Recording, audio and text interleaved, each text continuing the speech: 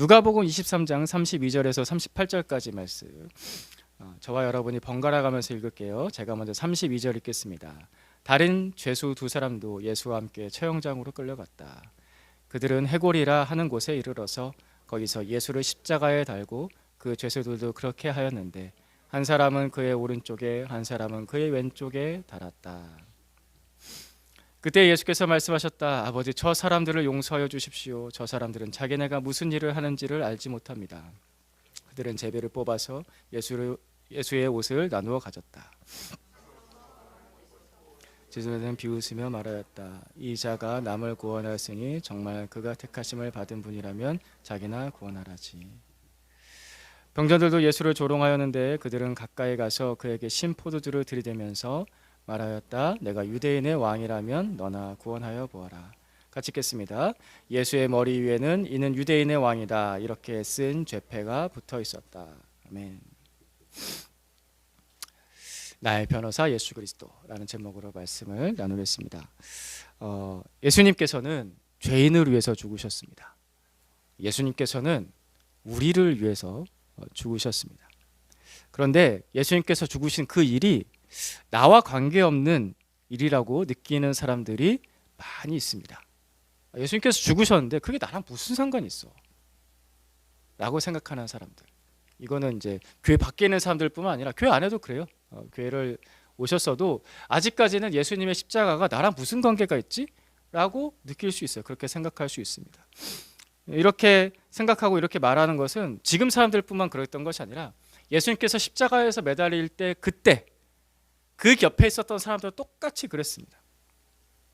35절에서 37절 말씀 같이 한 번 더 읽어볼까요? 제가 35절 먼저 읽겠습니다. 백성은 서서 바라보고 있었고 지도자들은 비웃으며 말하였다. 이 자가 남을 구원하였으니 정말 그가 택하심을 받은 분이라면 자기나 구원하라지. 병정들도 예수를 조롱하였는데 그들은 가까이 가서 그에게 신포도주를 들이대면서 같이 있습니다. 말하였다. 내가 유대인의 왕이라면 너나 구원하여 보아라. 너나 구원해봐. 너나 구원해봐. 네가 그리스도라면서, 네가 구원자라면서, 네가 하나님의 아들이라면서, 그럼 너나 구원해. 지금 십자가에 매달려 못 박혀 있잖아. 너나 구원해. 라고 이때 있었던 사람들, 유대 사람들, 이스라엘 사람들도 그랬고 로마 사람들도 그랬습니다. 똑같이 그렇게 했죠. 너나 구원해 라는 이 말은 그때부터 지금까지 계속해서 이어지고 있습니다. 교회 다니는데 교회 다니는 사람들 열심히 전도하면 너나 구원 받아. 왜 나한테 와서 그래? 나를 위한 십자가가 아닌 거예요. 나를 위한 십자가를 느끼지 못하는 거예요. 사람의 마음이 그렇습니다. 그게 나랑 무슨 상관이 있어? 라는 마음이 들면 너나 구원해. 너나 천국 가라고. 그렇게 말을 하게 됩니다. 그러나 사람들은 이렇게 말을 하는데 사람들의 마음속에 이런 것들이 있는데 하나님과 나를 그렇게 멀게 하려는 그런 마음들이 있는데 예수님께서는 그 십자가에서 우리와의 관계를 더 깊이 이어가셨습니다. 오늘 34절 말씀에 예수께서 이렇게 말씀하시죠. 같이 읽겠습니다. 시작. 그때 예수께서 말씀하셨다. 아버지, 저 사람들을 용서하여 주십시오. 저 사람들은 자기네가 무슨 일을 하는지를 알지 못합니다. 그들은 제비를 뽑아서 예수의 옷을 나누어 가졌다. 아버지, 저 사람들을 용서해 주십시오. 이게 예수님께서 첫 번째로 하셨던 말씀이에요. 십자가에서 못 박히셨는데 아버지, 저 사람들을 용서해 주십시오. 자기네들이 무슨 일을 하고 있는지, 자기네들이 도대체 무슨 말을 하고 있는지 저 사람들 알지를 못합니다. 저는 지금 편안한 상태에 있으니까 이렇게 말했겠지만 예수님은 굉장히 신음 속에서 말씀하셨겠죠. 고통 속에서 아버지, 저 사람들을 용서해 주십시오. 변호사, 오늘 제목에 변호사라는 말이 나오는데 보통 변호사라고 하면요 굉장히 좀 이렇게 번듯해 보이는 사람을 얘기하죠. 변호사가 되려면 공부 많이 해야 되잖아요. 그죠? 일단 보통 법대를 가거나 그 다음에 법대를 안 갔어도 요즘엔 로스쿨이라고 해요. 로스쿨을 가서 그리고 변호사 자격 시험을 통과를 해야 돼요. 공부를 굉장히 많이 한 사람들이에요.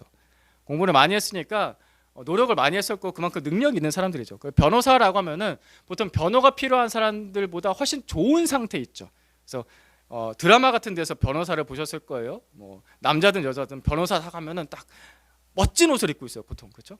남자는 정장 이렇게 위에 아래 쫙 빼입고 여자 변호사도 똑같이 막 이렇게 멋진 옷을 화장도 잘하고 깔끔한 그리고 자신감 있는 표정, 그죠? 변호사는 항상 자신감 있는 표정 말해요. 저보다 훨씬 더 그 누구보다도 훨씬 더 자신감 있는 표정을 하면서 나는 지금 이 재판에서 이길 준비를 다 했어. 나에게는 완벽한 논리와 증거들이 있어 라고 하면서 나에게 기회를 주기만 해봐. 내가 너희들 다 논리로 이겨줄게 라고 할 만한 준비가 반듯하게 돼 있는 사람들이죠. 변호사 하면 그런 이미지가 떠오르지 않습니까? 그죠? 맞죠?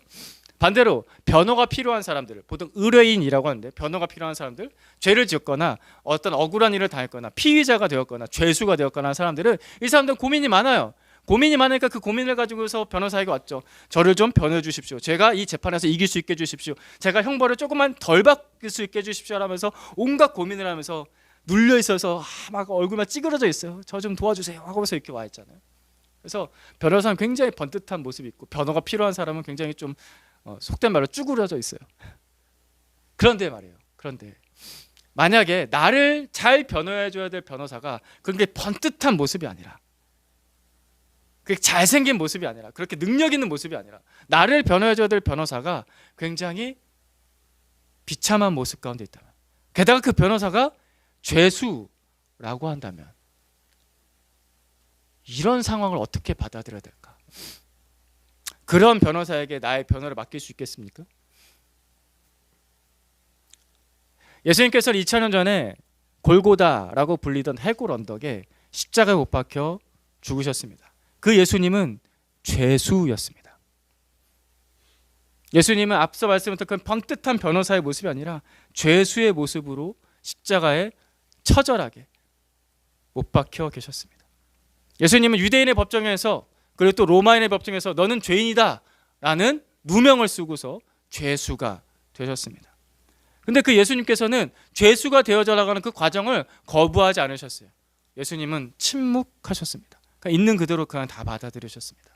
이사야 말씀, 구약에 이사야 선지자가 있는데 이사야 말씀에 53장 7절 말씀 같이 읽을까요? 그는 굴욕을 당하고, 시작, 그는 굴욕을 당하고 고문을 당하였으나 마치 도살장으로 끌려가는 어린 양처럼, 마치 털 깎는 사람 앞에서 잠잠한 암양처럼 끌려가기만 할 뿐 아무 말도 하지 않았다. 그래서 그는 예수님을 말하는 거예요. 예수님께서는 암양처럼, 어린 양처럼 아무 말도 하지 않았다.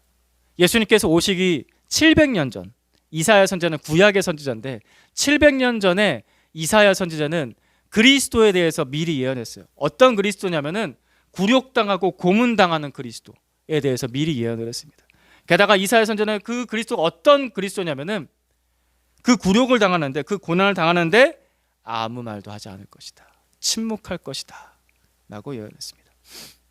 이 예언의 말씀처럼, 이 성경 말씀처럼 예수님께서는 심판받으실 때, 재판받으실 때, 고난받으실 때 그 억울함을 호소하지 않으셨어요. 나 죄인 아니다 이렇게 호소하지 않으셨어요. 죄를 짓지 않으셨음에도 불구하고 죄인 아니다 호소하지 않으시고 그 죄수의 처벌을 그대로 침묵으로 받아들이셨습니다. 그래서 예수님을 재판하던 한 사람 중에 빌라도라는 사람인데, 우리 사도신경에 빌라도 나오잖아요. 빌라도가 예수님을 재판을 했는데 빌라도가 굉장히 이상하게 여겼어요. 예수님께서 아무 말씀도 하지 않으시니까, 어떤 호소도 어떤 항변도 나 죄인 아니야 이런 소리를 하지 않으시니까, 한 말씀도 하지 않으신 거 보면서 빌라도는 이상하게 여겼더라 라고 성경에 기록되어 있습니다. 예수님은 그렇게 죄수가 되셨습니다. 예수님은 인간의 법정에서도 죄인의 판결을 받으셨어요. 너는 죄인이야, 너는 십자가에 못 박아야 될 죄인이야. 그래서 많은 사람들이 저 사람을 십자가에 못 박아라, 저 사람을 십자가에 못 박아라, 그 정죄의 판결을 수많은 사람들도 받으셨죠. 그때부터 예수님은 완전히 죄수가 되신 거예요. 그리고 예수님은 하나님 아버지 앞에서도 모든 사람의 죄를 대신 진 죄인이 되셨습니다. 그래서 예수님이 십자가에 못 박히셨습니다. 우리가 이 장면을 실제로 보지 않았기 때문에 때로는 좀 거룩한 상상력을 하면서 묵상할 필요가 있어요. 십자가 예수님께서 돌아가셨어 라고 하는데, 물론 영화의 장면도 종종 있긴 하지만, 근데 그 영화의 장면이 또 그대로 사실은 아니잖아요. 내 마음속에 말씀을 따라서 상상을 해보는 거예요. 온몸에 채찍에 맞아서 피를 흘리시는 그 한 사람을 생각해 보세요. 피를 흘려서 너무나도 지쳐 있는데 무거운 나무 십자가를 지고 해골의 언덕, 골고다 언덕을 올라가는 그 한 사람을 생각해 보세요. 그 십자가에 달릴 때는 어떤 옷도 걸치지 못합니다. 다 발가벗겨집니다. 너무 수치스럽죠. 너무 부끄럽죠. 다 발가벗겨진 채로 큰 못에 손과 발이 못 박혀서 높은 나무에 매달려 있는 그 한 사람을 생각해 보십시오. 너무나 고통스럽고 너무나 수치스럽고 주변에서는 그 사람을 보고서 이렇게 외치죠. 너나 구원해. 너나 구원하라고. 너나 구원해. 지금 네가 누굴 구원해?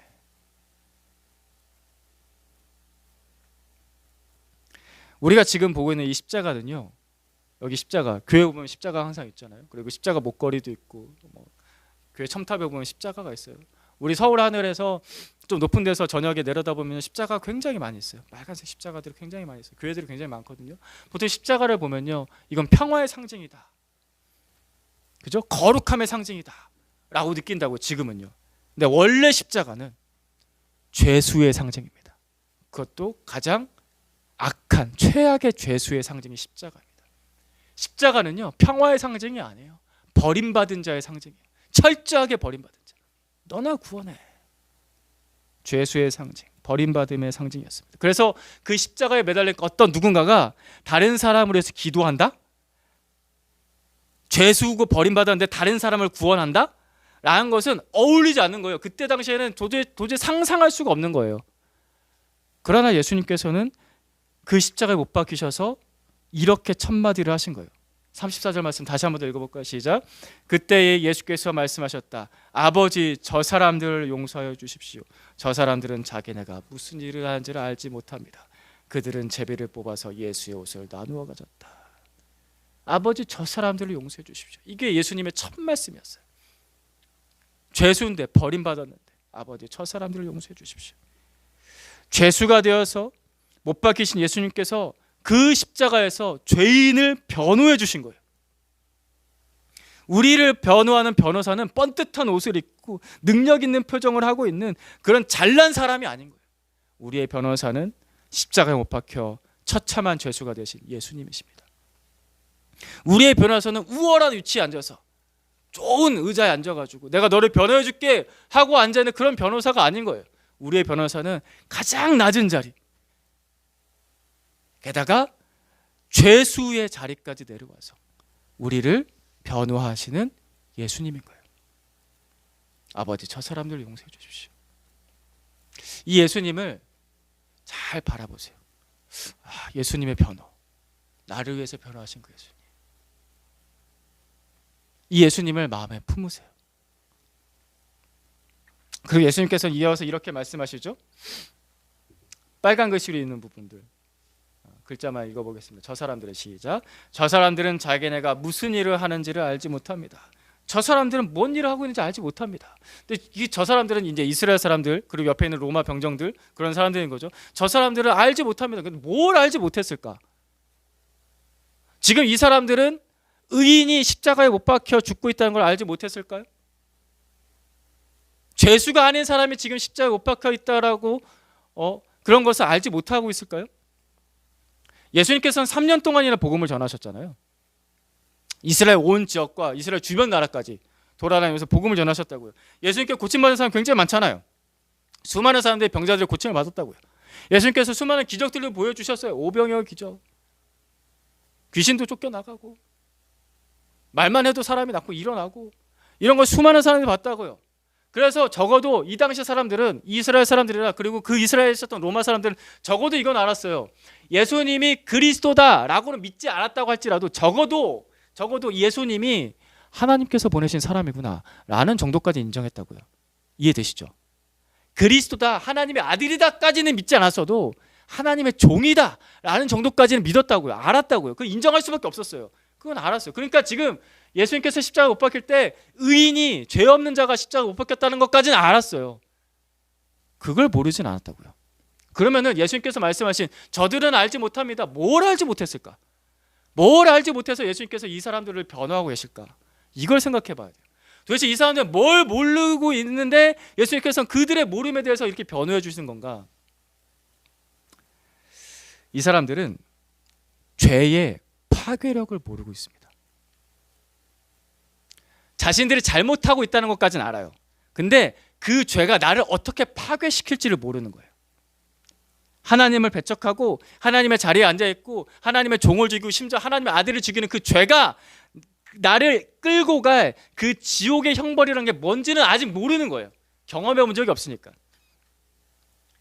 죄는 알아도 죄의 파괴력을 몸으로 경험해 보지 못하면 사람은 교만해집니다.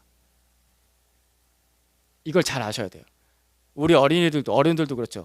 잘못하는 거 알잖아요. 내가 뭐 잘못하고 있으면 잘못하는 거 알죠. 그죠? 예. 욕하면 욕하는 게 잘못하는 거 알잖아요. 욕하면 안 돼. 아치 정우야, 너 이제 중학생 간다고 남자 너 에이 막 이러면서 안 돼. 연수야 너도 가끔 아니야? 다인이는 아직 아니. 그 욕이 잘못되는 거 알잖아요. 내가 뭘 잘못하는지는 알아요. 어린이들도 그렇죠. 거짓말하면 안 돼요. 남편한테 아내한테 비상금 꽁쳐두지 마세요. 그런 거 있으면 안 돼요. 그렇죠. 남편과 아내는 늘 모든 게 투명해야 돼요. 아멘? 예, 아멘 한 사람밖에 안 한 것 같아. 거짓말하면 안 돼요. 거짓말하면 거짓이 잘못됐다는 거 알잖아요. 근데 그 죄가 그 욕이 내 어떤 잘못이 나를 어떻게 파괴시킬지는 잘 모르는 거예요. 그러니까 사람이 교만해져요. 그래서 죄로 함부로 짓는 겁니다. 질서와 치안이 안전한 나라는 항상 법이 있고요. 그 법에 따른 처벌 있잖아요. 그죠? 횡단보도 무단횡단하면 범칙금 내요? 그 벌금 내야 된다고요. 무단횡단하면 안 돼요. 그죠? 남 때리면 어떻게 돼요? 경찰이 와서 잡아가요. 철컹철컹. 당신 왜 그러셨어요? 그래서 서로 고소 고발하고 처벌이 된다고요. 이 처벌이 없으면요, 나라가 어떻게 될까요? 예, 그렇죠. 강아지판이 돼요. 범죄자들이 날뛰겠죠. 그죠? 그게 있으니까 사람들이 그게 무섭구나. 뉴스를 통해서 간접적으로라도 보면서 그게 무섭구나 하면서 죄를 안 짓는 거잖아요.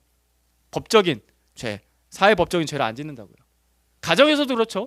부모에게 올바른 훈계를 받은 아이는, 올바른 훈육을 받은 아이는 질서가 있어요. 예의를 지킬 줄 알아요. 그 반대다.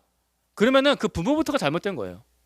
그 부모가 질서와 훈계와 법과 절차를 자기부터가 안 지키니까 아이한테도 얘기하지 않는 거예요.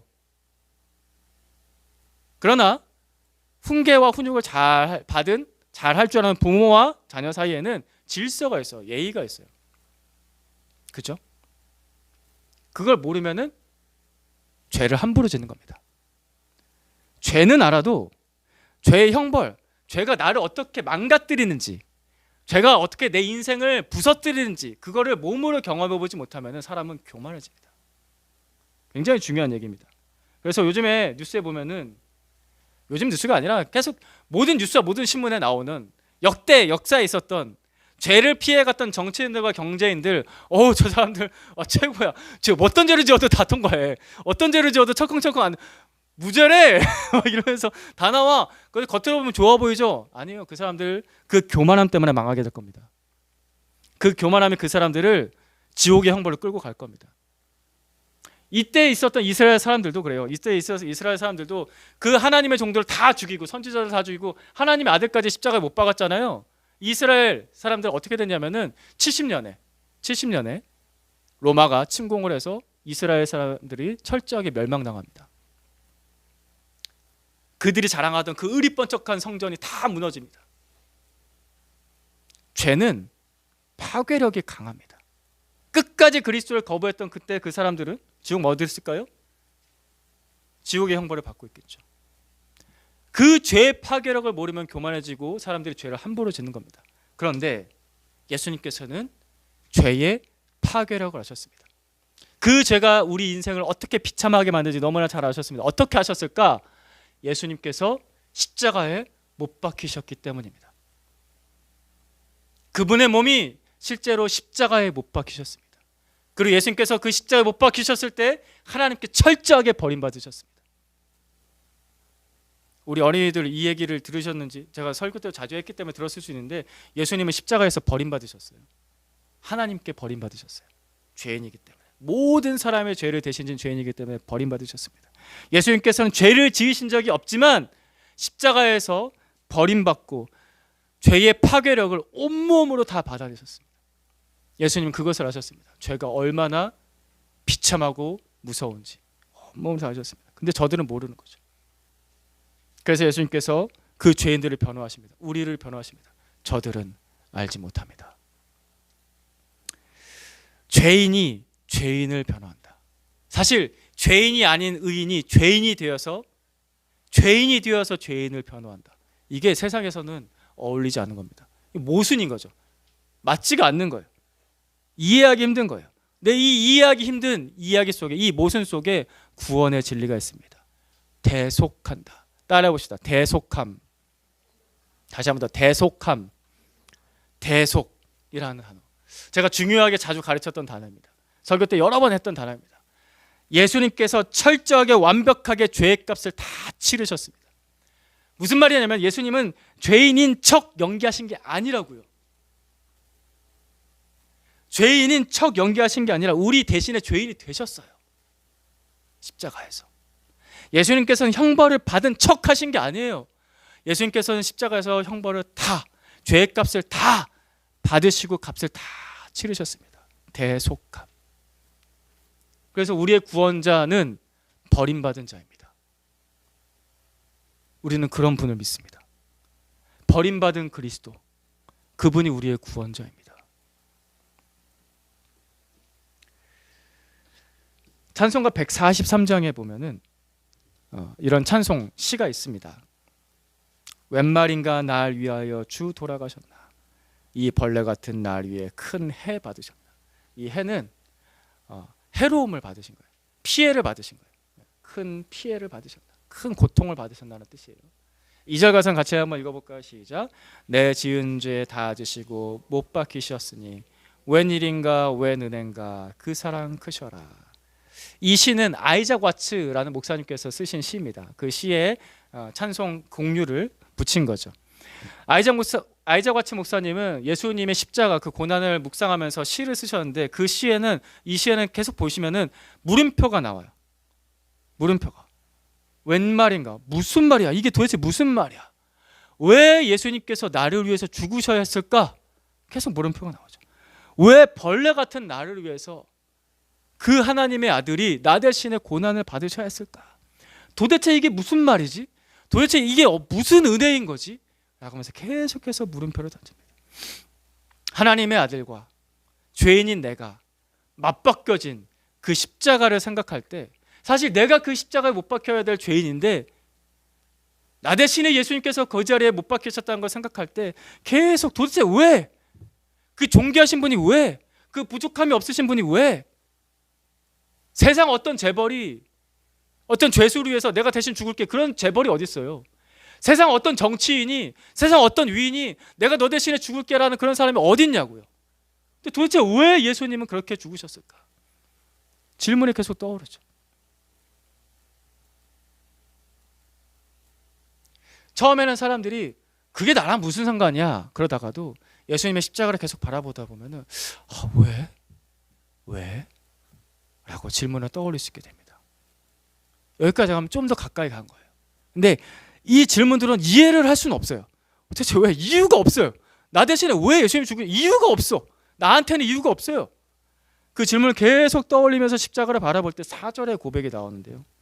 4절의 고백 같이 한번 읽어볼까요? 시작. 나 십자가 대할 때 그 일이 고마워 내 얼굴 감히 못 들고 눈물 흘리도다. 찬송이 이렇습니다. 나 십자가 대할 때에 그 일이 고마워 내 얼굴 감히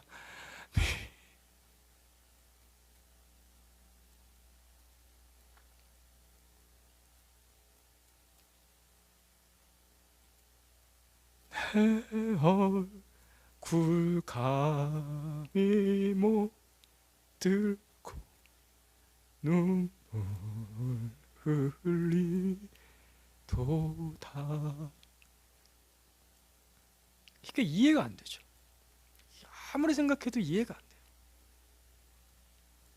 나랑 전혀 관계없을 것 같은 그분이 왜 나를 위해서 십자가를 주셔야 했을까? 이해가 안 돼요. 그냥 그 십자가를 바라볼 때 나중에는 그냥 받아들이게 되는 거예요. 나 때문에 죽으셨다니 감사함으로 눈물을 흘릴 뿐입니다.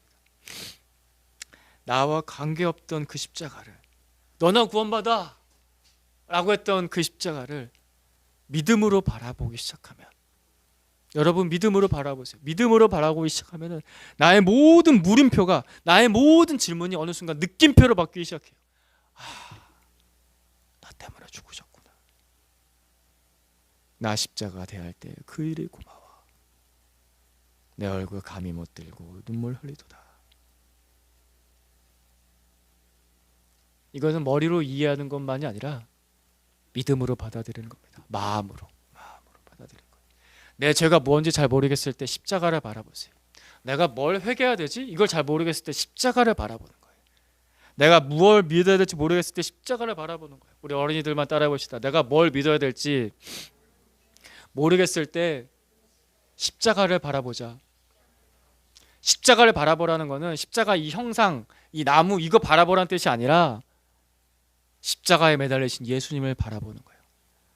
나를 위해서 십자가에 달리신 예수님을 생각하는 거예요. 그 예수님께서 하신 그 첫마디, 아버지 저 사람들을 용서해 주십시오 하셨던 그 말씀을 생각하는 거예요. 그게 십자가를 바라보는 거예요. 나를 위해서 왜 변호하셨을까? 십자가에서 예수님 자신이 아니라 나를 위해서 변호하신 그 예수님의 말씀이 왜 도대체 그랬을까? 하면서 생각하는 거예요. 그 예수님을 마음에 품으세요. 나를 변호해 주신 예수님. 하나님을 좀 무서워하는 사람들 중에는 그런 사람도 있어요. 하나님이 나를 버리시면 어떡하지? 내가 죄를 많이 지어서 내가 잘 믿지 않아서 나를 버리시면 어떡하지? 라는 생각을 하는 사람들이 종종 있는데, 하나님께서 어떤 때 나를 버리실까? 하나님께서 나를 어떤 때 외면하실까요? 내가 무슨 죄를 더 지으면 하나님께서 야 너는 이제 끝장났어, 더 이상 나한테 찾아오지 마 이러실까요? 하나님께서 그러지 않는다고 믿죠. 근데 그 이유가 있어요. 하나님 아버지께서 이미 친아들을 버리셨어요. 나 대신에. 이미 친아들을 버리신 하나님께서, 그 죄값을 다 치르게 하신 하나님께서는 예수 그리스도 안에 있는 우리는 절대 버리지 않으십니다. 믿으십니까? 아멘이십니까? 십자가에서 예수 그리스도의 그 변호를 다 들으시고 그 변호를 받아주신 하나님 아버지께서는 예수 그리스도 안에 있는 우리를 절대 외면하지 않으십니다. 왜냐하면 하나님 아버지께서 그 변호가 옳다라고 인정해 주셨기 때문에, 네 변호를 내가 받겠다라고 하나님 아버지께서 아들의 변호를 받으셨기 때문에, 그래서 하나님 아버지는 더 이상 우리를 버리지 않으십니다. 아들을 버리신 하나님은 우리를 버리지 않으십니다. 찬송가 88장에 오늘 찬송가 많이 보는데, 온 세상 날 버려도 주 예수 안 버려 끝까지 나를 돌아보시니 주는 저 산 밑에 백합 빛나는 새벽별 이 땅 위에 피길 것이 없도다. 이 찬송가 잘 아시죠? 이 찬송 한번 불러볼까요? 시작. 온 세상 날 버려도 주 예수 안 버려 끝까지 나를 돌아보시니 주는 저 산 밑에 백합 빛나는 새벽별 이 땅 위에 비길 것이 없도다. 아멘. 온 세상 날 버려도 주 예수 안 버려. 그래서 그 어떤 것과도 비길 수 없습니다. 예수님 절대 나를 버리지 않으시는 분이시기 때문에, 이미 버림받으신 예수 그리스도 때문에 나는 버림받지 않습니다. 예수 그리스도 안에 있으면 하나님은 나를 외면하지 않으십니다. 요한일서 2장 1절 말씀 같이 보겠습니다. 같이 봅니다. 시작. 나의 자녀 여러분, 내가 여러분에게 이렇게 쓰는 것은 여러분으로 하여금 죄를 짓지 않도록 하려는 것입니다. 누가 죄를 짓더라도 아버지 앞에서 변호해 주시는 분이 우리를 위해 계시는데 곧 의로우신 예수 그리스도이십니다. 아멘. 아버지 앞에서 변호해 주신 분이 우리에게 계시는데 곧 의로우신 예수 그리스도이십니다. 예수님은 지금도 하나님 아버지 앞에서 우리를 변호해 주세요. 하나님 보좌에 앉아 계시고 그 우편에 오른쪽에 우리 예수님 앉아 계신다고 사도신경에서도 고백하잖아요. 예수님 앉아 계셔서 뭐 하시나? 하나님, 우리 다행히 이런 거 잘못했는데 용서해 주세요. 변호해 주시는 거예요. 하나님, 우리 효구 이런 거 또 이렇게 잘못했는데 우리 효구 용서해 주세요. 변호해 주시는 거예요. 우리 연수 다 불러줘야지. 우리 연수, 우리 정우, 예?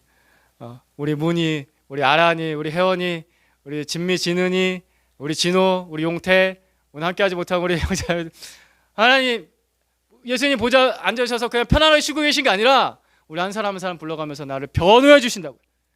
아버지 앞에서 변호해 주시는 분이 있어요. 우리를 변호해 주시는 분이 있어요. 그 변호는 십자가에서부터 시작되었고 그 변호는 지금까지도 계속해서 이어집니다. 또 우리를 도와주시는 분이 또 한 분 계시는데 로마서 8장 26절 말씀 같이 봅니다. 시작. 이와 같이 성령께서도 우리의 약함을 도와주십니다. 우리는 어떻게 기도해야 할지도 알지 못하지만 성령께서 친히 이루 단식으로 우리를 대신하여 강구하여 주십니다. 성령께서 친히 이루 다 말할 수 없는 단식으로 우리를 대신해서 강구해 주십니다. 우리 편이 되어 주신 분이 굉장히 많아요. 우리를 변호해 주시는 분이 많다고. 예수님이 계시고 우리 성령님이 계세요. 말할 수 없는 탄식으로 우리를 위해서 기도해 주시는 성령님. 이 두 분이 예수님과 성령님이 같은 별명을 가지고 계시는데 그게 뭐냐면은 보혜사예요. 지난주에도 얘기했었죠. 예수님의 별명도 보혜사가 있어요. 성령님의 별명도 보혜사가 있어요. 보혜사의 뜻은 위로자요, 상담자요, 그리고 변호사. 주님의 변호는 저 하늘에서도 예수님께서 변호해 주시고 또 우리 마음속에서도 성령님께서 우리를 변호해 주시는 거예요. 우리를 대신해서 친히 탄식함으로 강구해 주신 거예요. 따라해 봅시다. 나를 변호해 주시는 분이 두 분이나 계신다. 예수님, 성령님이 계신다. 예. 그러니까 얼마나 든든해요.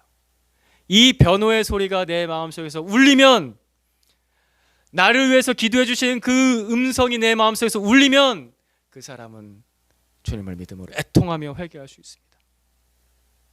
나를 위해서 변호해 주신 그 주님의 마음을 느끼면서 애통하면서 회개하는 거예요. 나 십자가 대할 때 그 일이 고마워. 내 얼굴 감히 못 들고 눈물 흘리도다. 그런 고백이 나오게 되는 거예요. 여러분에게 그런 고백이 나오길 축복합니다. 예수님이, 성령님이 우리의 변호자가 되어주십니다. 우리 오늘 말씀 같이 한 번 더 읽어보겠습니다. 시작. 아버지, 저 사람들을 용서하여 주십시오. 저 사람들은 자기네가 무슨 일을 하는지를 알지 못합니다. 예수님의 이 기도가 여러분 가운데 응답되길 축복합니다. 예수님의 이 기도를 의지해서 용서받으세요. 예수님이 이렇게 기도해 주시니까 내 죄를 주님 앞에 부탁합니다. 예수께서 이렇게 기도해 주시니까 나의 모든 의심과 의문과 주님을 거부하는 마음까지 주님께 맡겨드립니다. 나를 용서해 주십시오 라고 기도해 주십시오. 예수님의 변호를 의지해서 하나님 아버지 앞으로 나아가는 거예요. 이번 주 이 말씀 기억하면서 주님의 변호를 잘 받으시길 축복합니다. 기도하겠습니다. 예수님께서 십자가에서 하신 그 첫 번째 말씀을 우리 마음에 새겨주시옵소서. 우리를 변호하시는 예수님의 그 마음을 우리가 알게 해주시옵소서. 이해할 수 없는 그 십자가를 믿음으로 바라볼 수 있게 하여 주시옵소서. 여기는 우리 모두가 주님의 그 변호를 받고 주님의 그 변호 때문에, 그 십자가의 은혜 때문에 용서받고 하나님 앞에 나아가 구원받는 자들 되게 하여 주시옵소서. 예수님의 이름으로 기도드립니다. 아멘.